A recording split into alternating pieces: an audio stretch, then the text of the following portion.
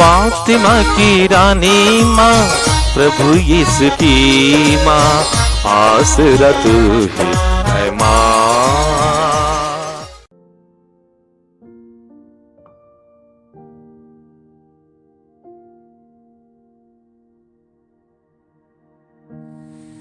पहला पाठ संत यूहन्ना का पहला पत्र, अध्याय 2, पद संख्याएं 12 से 17 तक।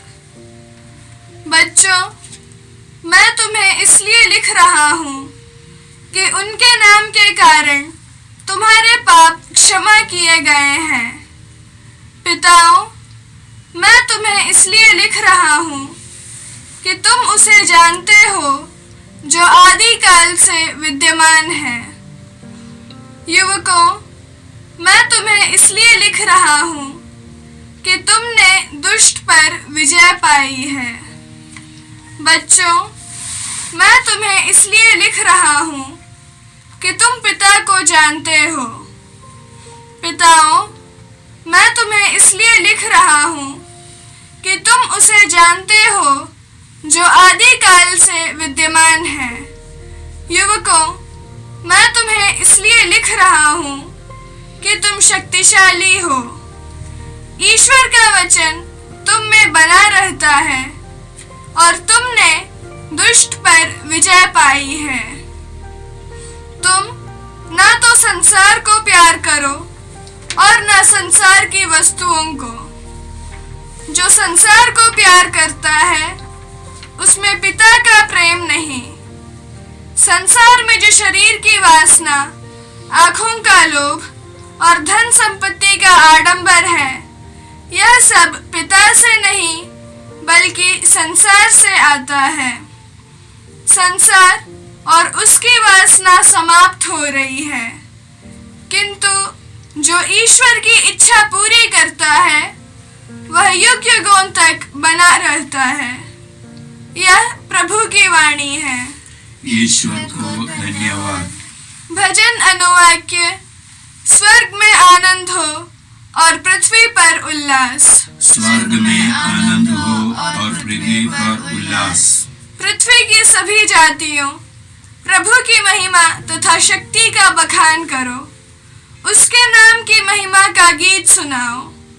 अनुवाक्य। स्वर्ग में आनंद हो और पृथ्वी पर उल्लास।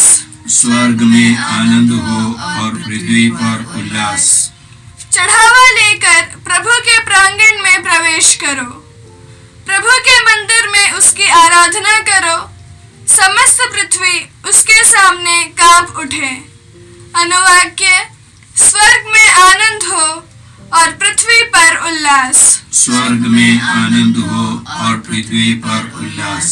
राष्ट्रों को यह घोषित करो, प्रभु ही राजा है। उसी ने पृथ्वी का आधार सुदृढ़ बना दिया। वह न्याय पूर्वक सभी लोगों का न्याय करेगा। अनुवाक्य। स्वर्ग में आनंद हो और पृथ्वी पर उल्लास। स्वर्ग में आनंद हो और पृथ्वी पर उल्लास। जय घोष। alleluia।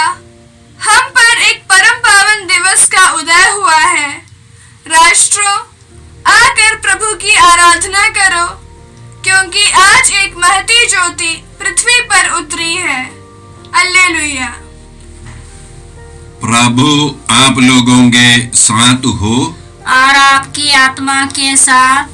संत लूकस के अनुसार पवित्र सुसमाचार।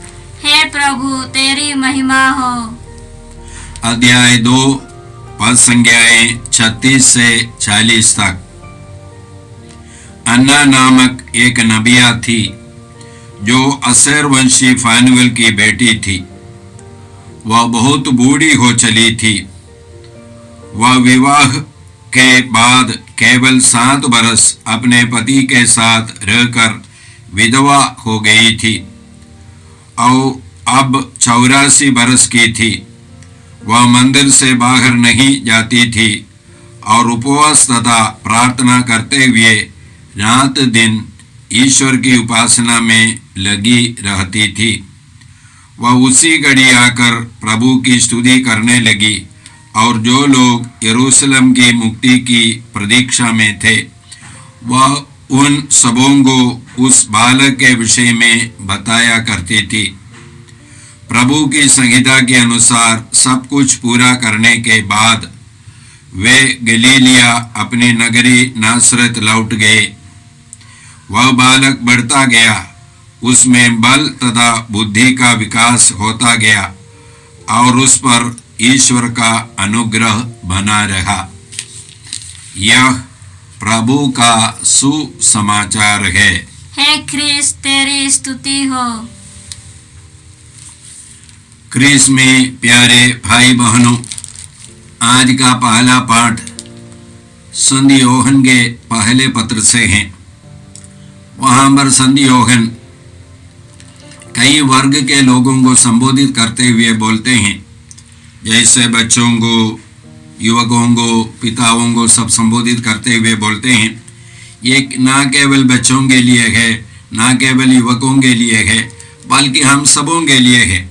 जैसे उदाहरण के लिए आज के पहले पाठ का पहला वाक्य इसी प्रकार है, बच्चों मैं तुम्हें इसलिए लिख रहा हूँ कि उनके नाम के कारण तुम्हारे पाप क्षमा किए गए हैं। तो यीशु के कारण, यीशु के कार्य के कारण पिता ईश्वर ने यीशु के द्वारा हमारे पापों को क्षमा किया है। हम लोग संत योहन के पहले पत्र के दूसरे अध्याय के दूसरे वाक्य में पढ़ते हैं, उन्होंने हमारे पापों के लिए प्रायश्चित किया है, न केवल हमारे पापों के लिए बल्कि समस्त संसार के पापों के लिए भी। तो यीशु ने हमारे पापों के लिए प्रायश्चित किया है, प्रायश्चित करके हमको धार्मी बनाया है। ये धार्मिकता का जीवन हमको बिताना है। ये संत योहन बच्चों से बोलते हैं और हम सबों से बोलते हैं। बच्चों से विशेष करके इसलिए बोलते हैं, उनका भविष्य और बाकी रह गया है।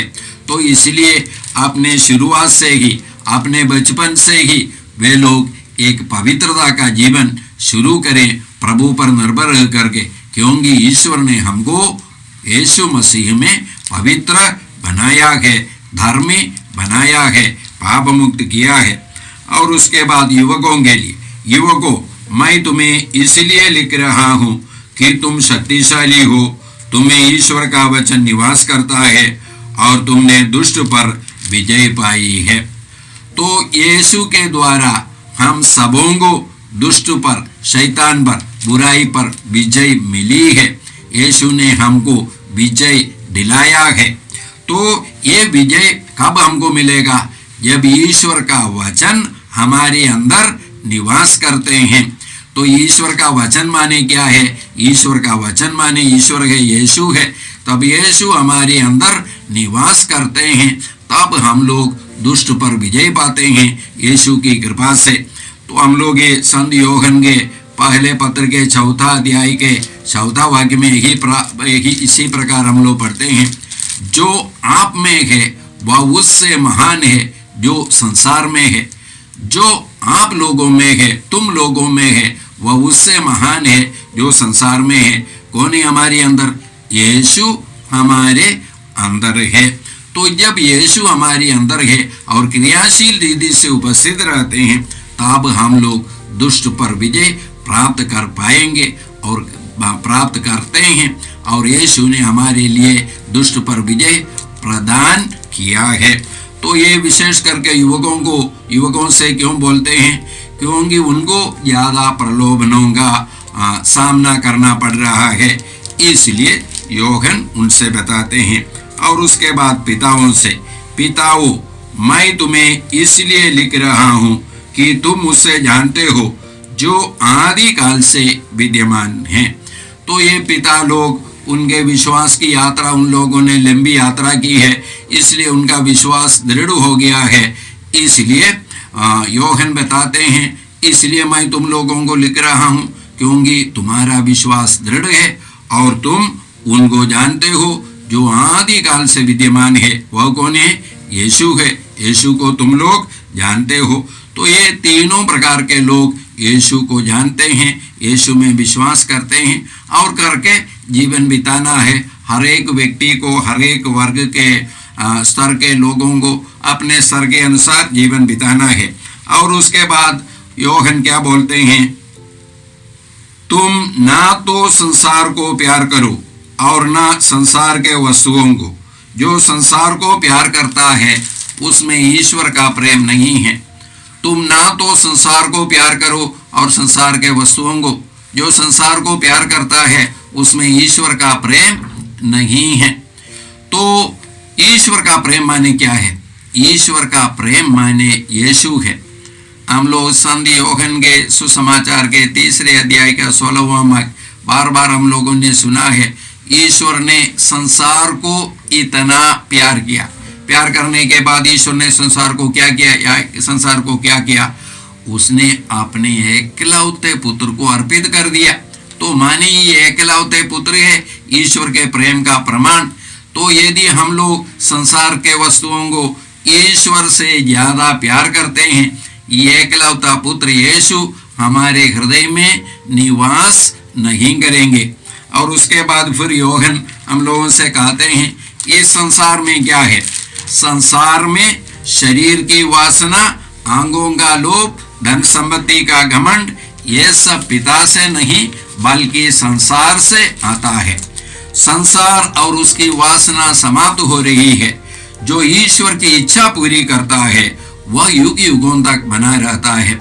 तो ये संसार में शरीर की वासना, शरीर की वासना माने हम लोग केवल शरीर की इच्छा को तृप्त करने की कोशिश करते हैं। शरीर को क्या चाहिए? अच्छा भोजन चाहिए, आराम चाहिए, सेक्स चाहिए, ये सब शरीर को चाहिए। तो इसकी पूर्ति में लोग लगे रहते हैं, इसकी चिंता में, इसको एक केंद्र बना करके, शारीरिक पूर्ति, वासना की पूर्ति को केंद्र बना करके जीवन बिताते हैं। ऐसे लोगों के बारे में बोलते हैं ये शरीर की वासना के अनुसार जीवन बिताते हैं। आंखों का लोभ, आंखों का लोभ माने जो कुछ मैं देखता हूँ वो सब मैं अपनाना चाहता हूँ। मेरा विश्वास या मेरा समझ यही है, सब मेरे जीवन में आएगा, मेरा जीवन सार्थक होगा, सुखमय होगा। लेकिन हम लोग अपने जीवन में अनुभव किए हैं ये सारे वस्तुएं हम हमारे जीवन को सार्थक नहीं बना सकते हैं। और उसके बाद धन संपत्ति का घमंड, माने मैं बड़ा आदमी हूँ क्योंकि मैं बहुत धनी हूँ या बहुत बुद्धिमान हूँ, बहुत शक्तिशाली हूँ, बहुत सुंदर हूँ। माने इस दुनिया के वस्तुओं को ही मैं अपने जीवन के सार्थकता का आधार बनाता हूँ, जैसे सुंदरता या बुद्धि। तो ईश्वर वचन क्या बोलता है? ये सब समाप्त होने वाली चीज है। ये सब हमको ज्यादा से ज्यादा मृत्यु तक ले जा सकता है, उसके परे एक जीवन ये सारी वस्तुएं हमको नहीं दे सकते हैं। लेकिन जो ईश्वर की इच्छा पूरी करता है वह युग युगों तक बना रहता है। एक बार संत यूहन्ना के सुसमाचार के 6 अध्याय के 28वां वाक्य में एक बार यहूदी लोगों ने यीशु से पूछा, ईश्वर की इच्छा पूरी करने के लिए हमें क्या करनी चाहिए? तो यीशु ने क्या कहा? ईश्वर ने जिससे भेजा है उस पर विश्वास करो, मतलब यीशु को अपनाओ। हम लोग संत यूहन्ना के सुसमाचार के पहले अध्याय के 12वां वाक्य में इसी प्रकार पढ़ते हैं, जितनों ने उसे अपनाया, जो उसके नाम में विश्वास करते हैं, उन सबों को उसने ईश्वर की संतति बनने का अधिकार दिया है। जितनों ने उसे अपनाया और जो उसके नाम में विश्वास करते हैं, तो विश्वास करने का मतलब है अपनाना। तो जब हम लोग यीशु को अपनाते हैं, यीशु को अपने एकमात्र मुक्तिदाता के रूप में अपनाते हैं, यीशु को ईश्वर के पुत्र के रूप में हम लोग अपने अपनाते हैं, हमारे अनंत जीवन के आधार के रूप में अपनाते हैं, तब हमको अनंत जीवन मिलेगा। हम लोग संत यूहन्ना के पहले पत्र के 5वां अध्याय के 11वां और 12वां वाक्यों में इसी प्रकार पढ़ते हैं, ईश्वर ने अपने पुत्र के द्वारा हमें अनंत जीवन प्रदान किया है। जिससे पुत्र प्राप्त है उससे अनंत जीवन प्राप्त है, जिससे पुत्र प्राप्त नहीं है उससे अनंत जीवन प्राप्त नहीं है। तो ये पुत्र को अपनाना, ये पुत्र को अपने जीवन में पहला स्थान देना और इस पुत्र को अपने जीवन को पहला स्थान दे करके जीवन बिताना।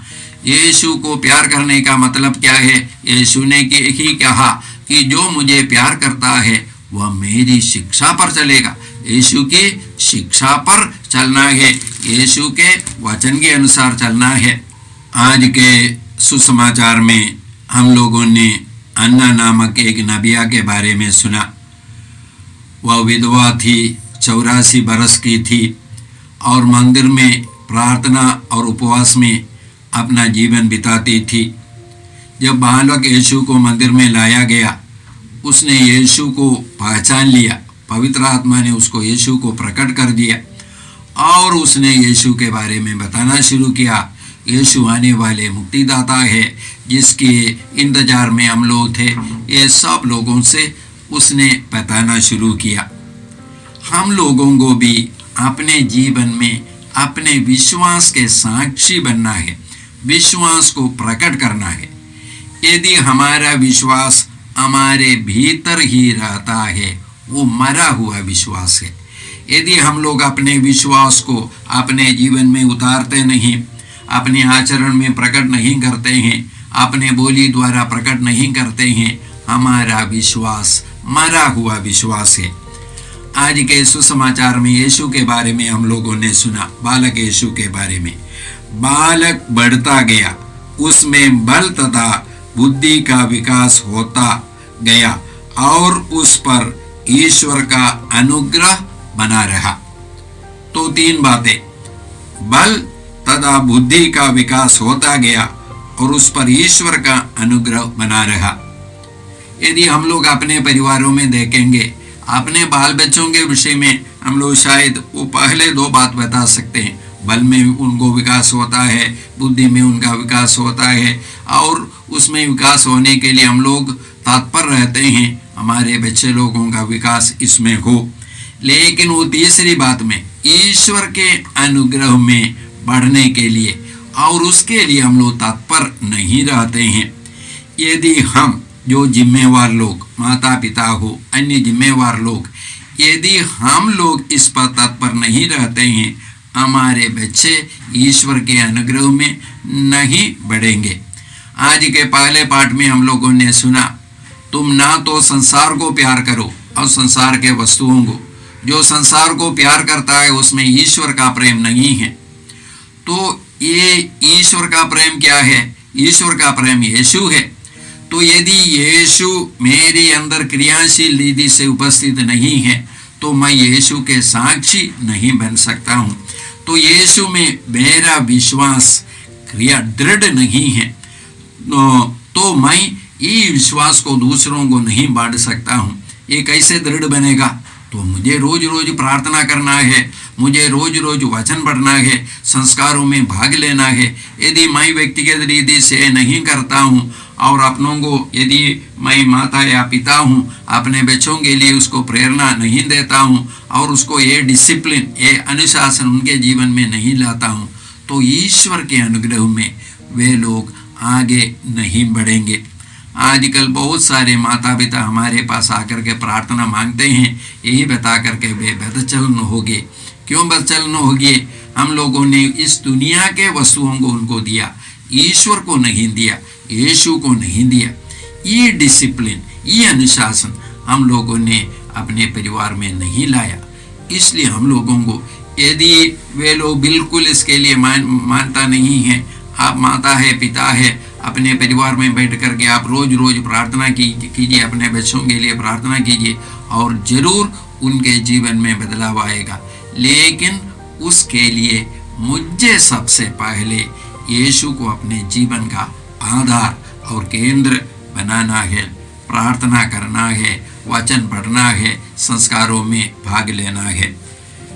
तो आइए हम लोग प्रार्थना करते हैं। हे परमपिता ईश्वर, हम अपने विश्वास के लिए तुझे धन्यवाद देते हैं। जितने सारे लोगों के द्वारा हमें विश्वास का वरदान मिला है, हमारे माता पिता, हमारे परिवार के लोग, हमारे अधिकारी लोग, शिक्षक लोग, कलीसिया, पुरोहित कुल लोग, इन सभी लोगों के द्वारा हे पिता ईश्वर हमें विश्वास का वरदान मिला है। हम प्रार्थना करते हैं हम भी अपने जीवन में इस विश्वास के साक्षी अपने परिवार में, समाज में बन सके। ये कृपा हमें दे। ये प्रार्थना हम करते हैं प्रभु क्रिस्त के द्वारा, आमीन। जय यीशु क्रिस्त में प्रिय भाई और बहनों, प्रभु यीशु ने हमें आदेश दिया है संसार के कोने कोने में जाकर सारी सृष्टि को सुसमाचार सुनाओ। सुसमाचार सुनने के लिए और सुनाने के लिए एक अच्छा मौका है। आप कृपया इस चैनल का सब्सक्राइब करें, लाइक करें, शेयर करें, बेल आइकन दबाएं ताकि यहाँ की नई वीडियोस की सूचना आपको मिलती रहेगी। साथ साथ आप दूसरों को भी प्रेरणा दें इसका सब्सक्राइब करने के लिए। याद रखें, कल के मिसा के दैनिक पाठ और उस पर टिप्पणियाँ आज ही दोपहर के बाद हम लोग अपलोड करते हैं। कृपया आज ही उसको सुनकर कल की तैयारी करें। प्रभु यीशु आपको और आपके परिवार को 100 गुनी आशीष देंगे। जय यीशु।